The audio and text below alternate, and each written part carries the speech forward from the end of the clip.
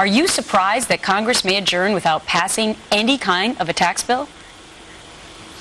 Well, it's devastating to the economy. I'm not surprised that the Democrats who've been killing jobs for the last 4 years since they took over continue to kill jobs. They're rapidly becoming the party of food stamps versus a Republican party of paychecks. But you go out and talk to business people. I'm talking to you from San Antonio. I was in Colorado Springs yesterday.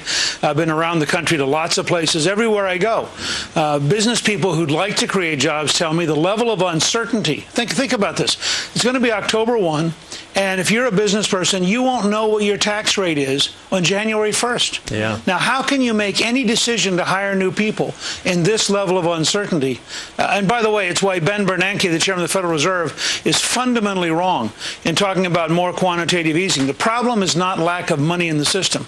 The problem is lack of confidence in the White House and the Congress.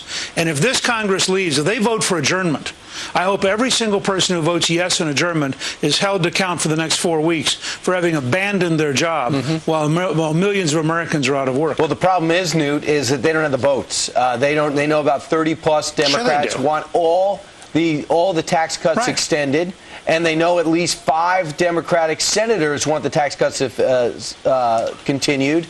So therefore, they don't have their way, which is middle-class only tax cuts.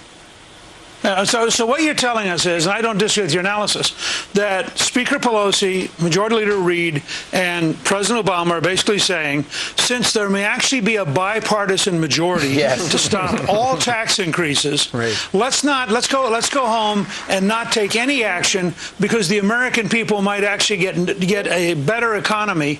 I think if the country thinks that through, they are going to vote against every person who votes to adjourn because they're basically abandoning their job and then running home and saying, please reelect me so I can continue to kill jobs and put you on food stamps. So they've decided they're going to leave the American people unemployed. The highest level of food stamps in American history is under Obama. And I think literally the Democrats are becoming the food stamp party, and the Republicans ought to be the paycheck party, and the Republicans ought to challenge Democrats. If every Democrat who claims they are for stopping tax increases will vote no on adjournment, Nancy Pelosi will not be able to adjourn the House, and Harry Reid will not be able to adjourn the Senate.